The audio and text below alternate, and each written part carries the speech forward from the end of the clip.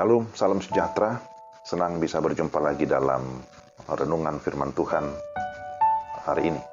Mari kita berdoa sebelum membaca dan merenungkan firman Tuhan. Kami datang kepadamu ya Tuhan, memohon hikmat dan pengertian, supaya ketika kami mendengarkan firman-Mu, kami dapat mengerti dengan baik, dan setelah itu kami dapat melakukan di dalam hidup kami tiap-tiap hari. Kami sedia mendengarkan firman-Mu di dalam nama Tuhan Yesus Kristus. Amin. Pembacaan firman Tuhan dari 1 Yohanes 1 ayat 7. Tetapi jika kita hidup di dalam terang, sama seperti Dia ada di dalam terang, maka kita beroleh persekutuan seorang dengan yang lain, dan darah Yesus, anaknya itu, menyucikan kita daripada segala dosa. 1 Yohanes 1 ayat 7. Renungan kita saya beri tema hidup di dalam terang. Menurut saudara, apa arti dari hidup dalam terang? Tentu saja kita bisa membedakan antara terang dan gelap. Secara fisik, kita bisa mengatakan terang berarti kelihatan, gelap berarti tidak kelihatan. Akan tetapi dalam pengertian yang lebih dalam secara rohani, istilah terang bukan saja kelihatan, tetapi bermakna hidup. Sedangkan gelap bisa diartikan mati. Itulah sebabnya Yohanes terus-menerus menekankan perbedaan antara terang dan gelap di dalam Injil Yohanes, demikian juga di dalam surat-suratnya. Yohanes menyatakan bahwa Allah adalah terang, dan terang yang sesungguhnya telah datang ke dalam dunia. Di dalam Dia ada hidup, yang kemudian dikonfirmasi oleh Yesus. Dia berkata, "Akulah terang dunia." Jadi, hidup dalam terang berarti hidup di dalam Tuhan Yesus. Sedangkan hidup dalam gelap berarti hidup di luar dari Tuhan, alias hidup dalam kuasa iblis, hidup di dalam kuasa kegelapan. Saudara-saudara, apa yang kita peroleh ketika kita hidup di dalam terang?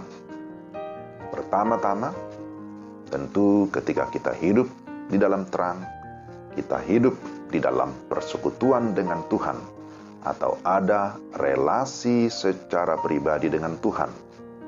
Ini adalah hal yang luar biasa, bahwa kita sudah dilepaskan dari kuasa kegelapan dan disucikan dari segala dosa oleh karena darah Yesus.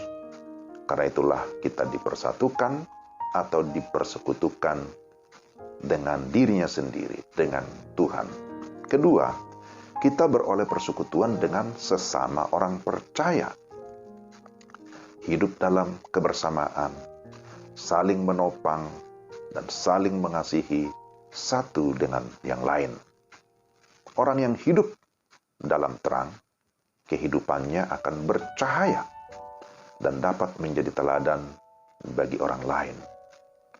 Orang yang hidup dalam terang pasti akan menyukai kebaikan. Berbeda dengan orang yang hidup dalam gelap, akan menyukai perbuatan-perbuatan yang jahat, yang menipu dan menyesatkan. Perhatikan bahwa orang yang hidup dalam terang pasti mencintai persekutuan, baik dengan Tuhan maupun dengan sesama. Adapun tujuan daripada persekutuan adalah bisa mewujud nyatakan adanya kasih antara satu dengan yang lain. Di dalamnya ada keterbukaan, ada kejujuran, ada ketulusan, kesehatian, kerukunan, yang semuanya itu akan mendatangkan sukacita ataupun kebahagiaan. Bagaimana agar kita dapat tetap hidup dalam terang? Mazmur 119 ayat 105 menyatakan, "Firman-Mu itu pelita bagi kakiku dan terang bagi jalanku." Firman Tuhan menjadi penuntun. Firman Tuhan menjadi pedoman bagi kita. Jikalau kita memperhatikan jemaat mula-mula, sebagaimana dicatat dalam Kisah Para Rasul 2, kehidupan mereka bisa menjadi terang bagi lingkungan, oleh karena mereka bertekun di dalam pengajaran firman, bertekun di dalam doa, bertekun di dalam persekutuan, dan juga dalam berbagi satu dengan yang lain. Mereka hidup dalam terang, dan kemudian kehidupan mereka bercahaya atau berdampak bagi lingkungan.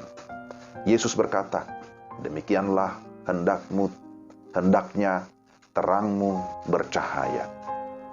Bercahaya di mana? Bercahaya di depan orang, supaya mereka melihat perbuatanmu yang baik dan memuliakan Bapamu yang di surga. Saudara, mau supaya Bapa dimuliakan? Pasti kita mau supaya Tuhan dimuliakan, supaya Tuhan disenangkan. Maka apa yang harus kita lakukan? Hiduplah di dalam terang. Mari kita berdoa.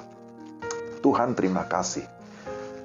Firman-Mu mengingatkan kami, supaya kami tetap hidup di dalam terang, hidup di dalam persekutuan secara pribadi dengan Tuhan, tapi juga dalam persekutuan dengan sesama.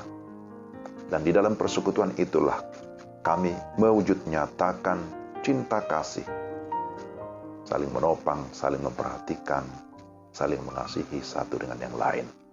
Tuhan, mampukan kami untuk kami dapat melakukan firman-Mu dalam hidup kami tiap-tiap hari. Dalam nama Tuhan Yesus, kami berdoa dan bersyukur. Amin. Sampai di sini perjumpaan kita, renungan firman Tuhan pada hari ini. Selamat beraktivitas, Tuhan memberkati.